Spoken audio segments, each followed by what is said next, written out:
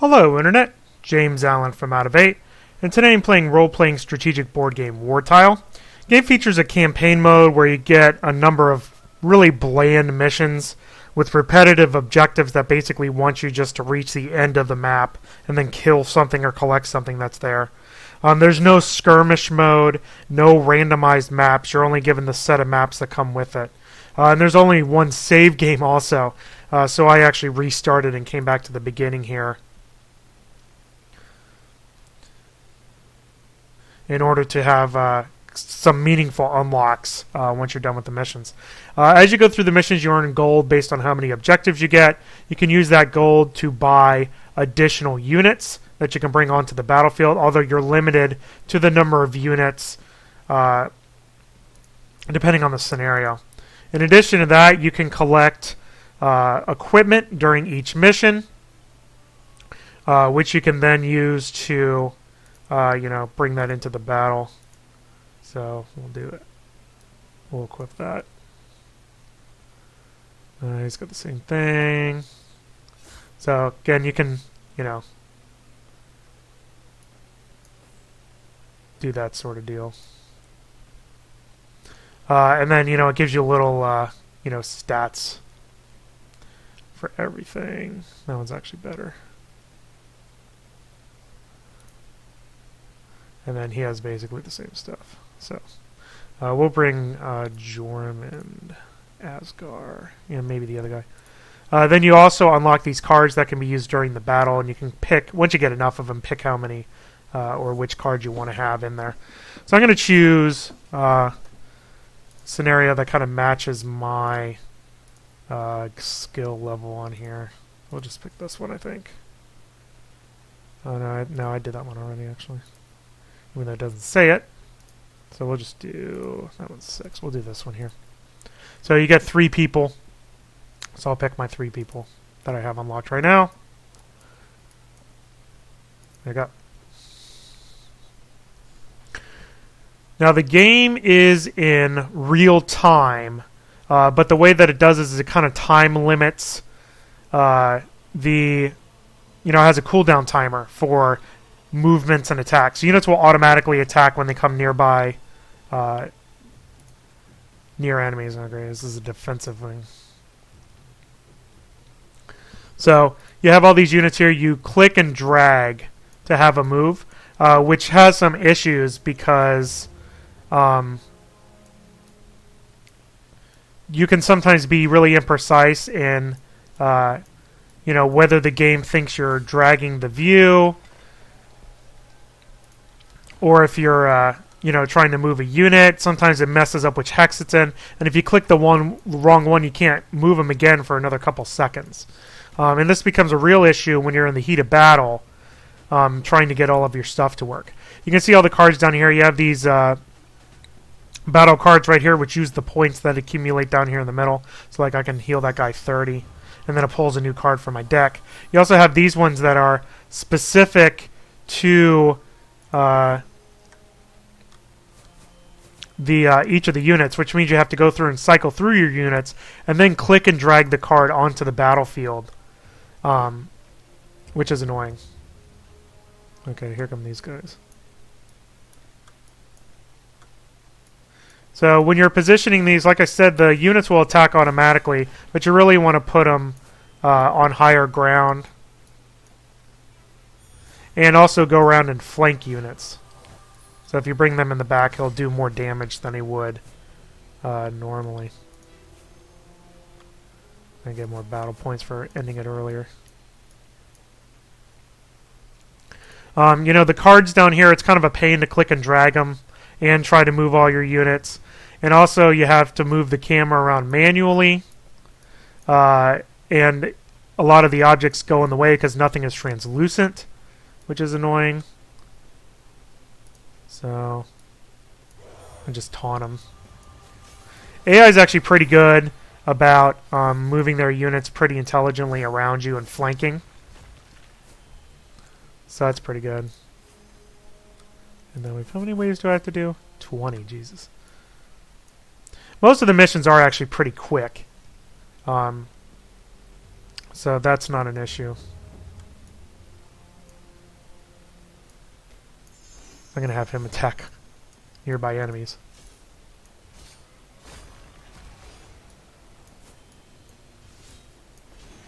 So there are some interesting cards that you can use. But a lot of the game is just kind of moving around, flanking the enemy, and that sort of thing. But like I said, the interface doesn't help. And the games are pretty repetitive as well.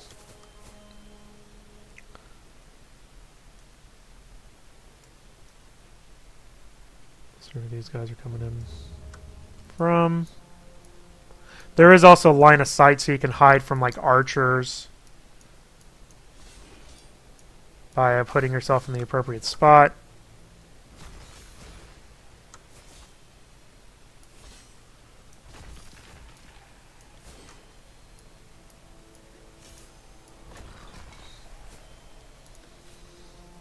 Up to wave 5. It'll get more difficult, I think. But this is, you know, most of the... This one's more of an arena thing. But most of them have like a path that you gotta follow in order to, you know, successfully complete the level.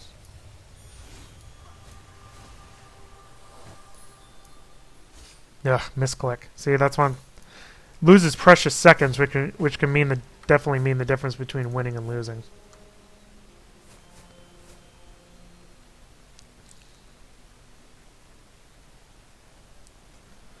Really kind of want to use these later, but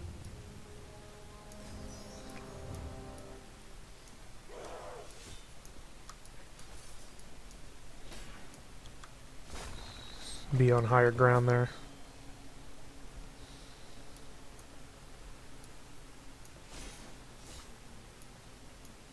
Ugh.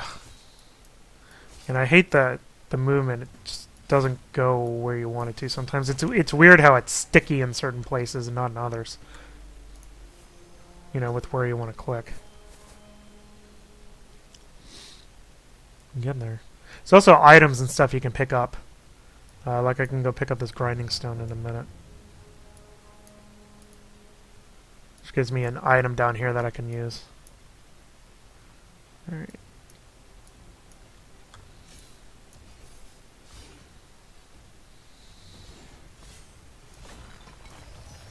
Stun him.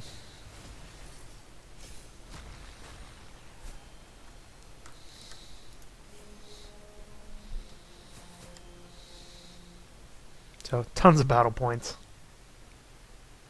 I do need to re-heal this guy though.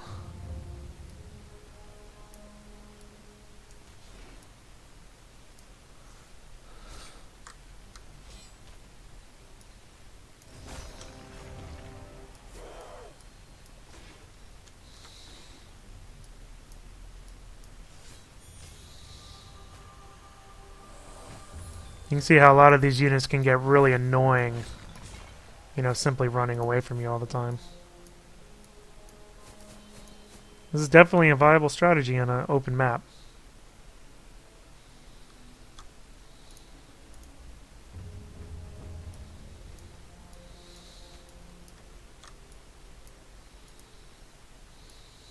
That's the card I wanted.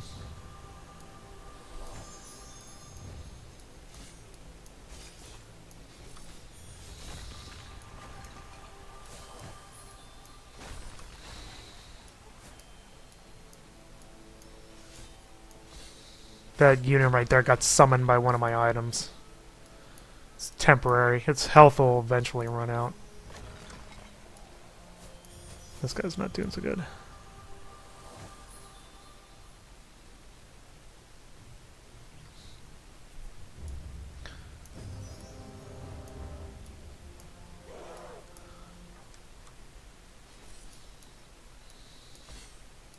He's stuck in the corner.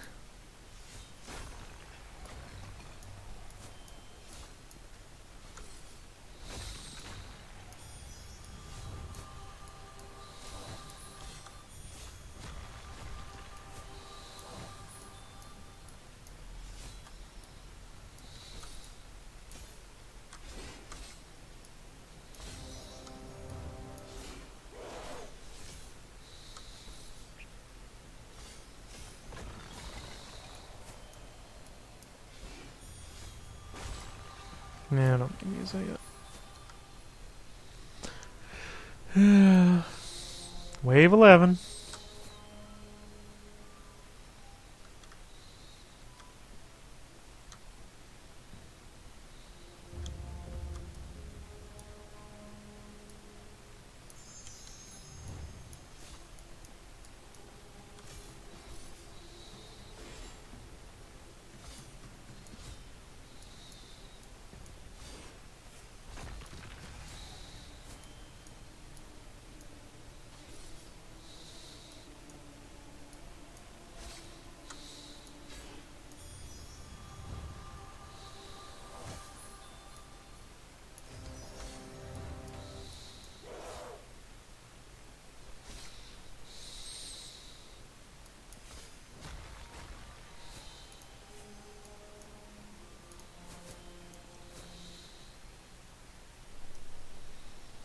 Not doing so hot on the health, though.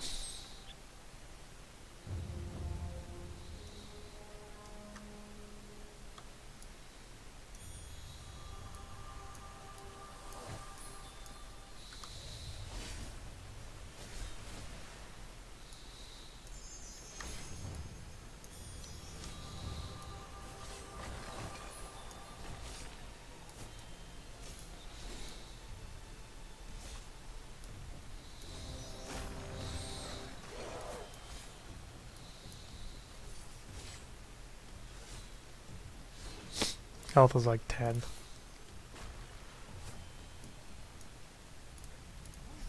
What's in this chest?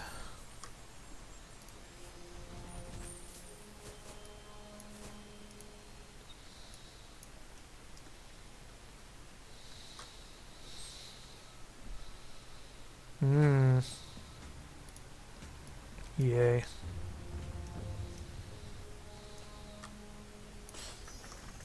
Some bear traps down.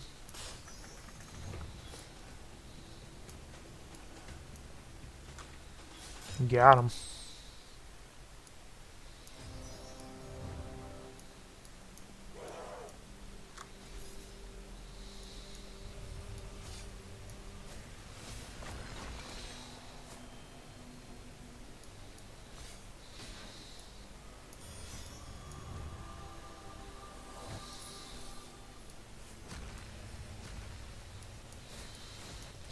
You know, even though it's semi-turn based, the combat still happens almost too fast to. I mean, you can slow it down by pressing spacebar, but the combat almost happens too fast to really do anything that you want. And I'm almost dead on this.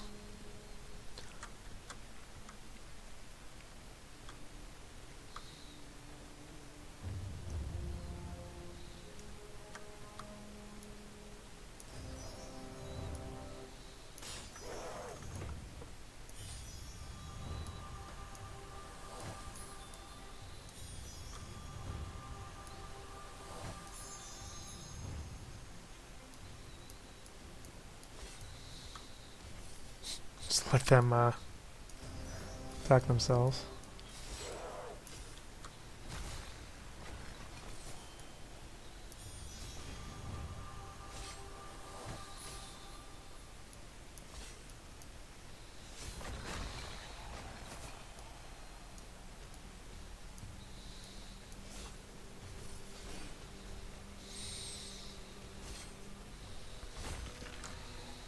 Yeah, let's see what this chest is.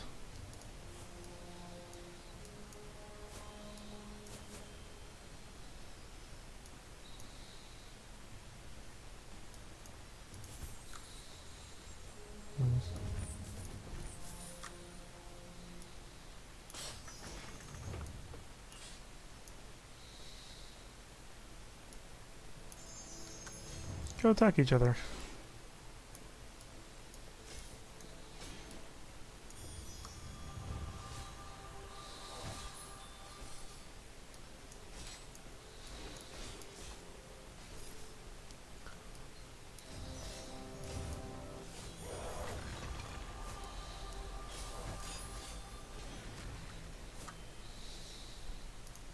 Almost there.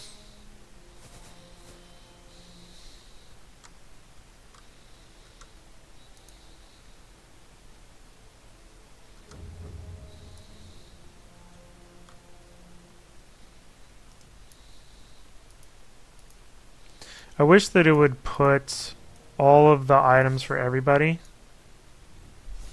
Ugh, that's unfortunate. I still got him though. Down at the bottom. Yeah, I'm about to die here. Yeah, that sucks. Yeah, whatever.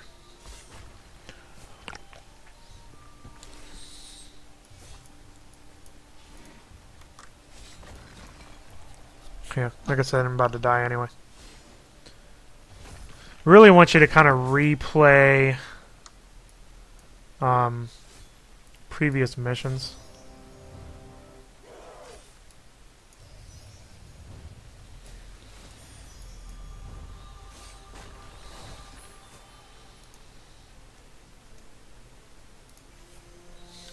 I only got the one unit left, so pretty much screwed. Replay old missions in order to gain more experience.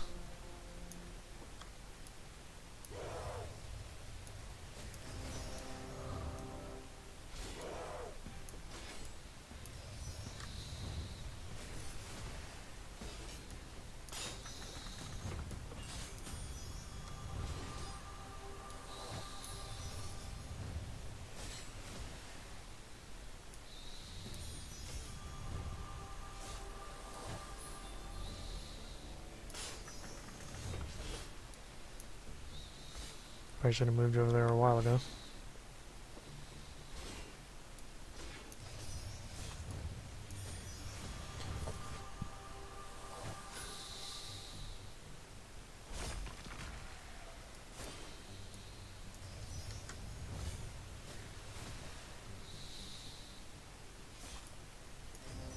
Almost out of points.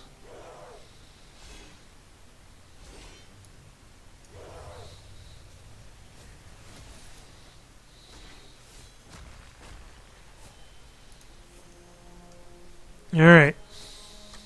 See if I can make it. I'm going to guess no.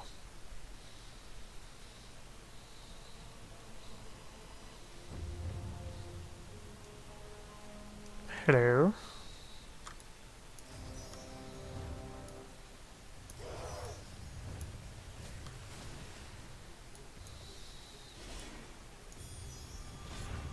Yeah, that's all my points. I mean, he's just going to die, so...